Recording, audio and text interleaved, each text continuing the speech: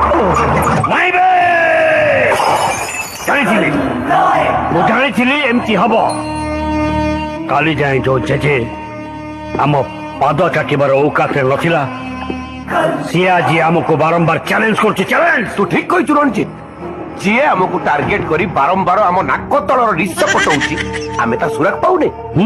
ହେଲେ ଜେଜେର ଏତେ ବଡ କଲିଜା ହବନି। ପ୍ରଭୁ ମୁଁ ଯାହା ଖବର ପାଇଛି ଜେଜେ ପାଇଁ ଯିଏ ଏଇ ସବୁ କାମ କରୁଛି ସିଏ ଗୋଟେ ଟୋକା ଆଉ ତା ନାଁ ହେଲା ସାଇ।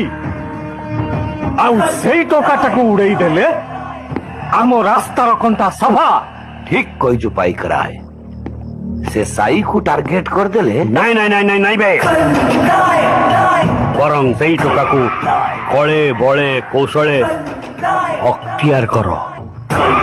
କାରଣ ଏ ସାପକୁ ବାଡ଼ି ଦେଖେଇ ନୁହେଁ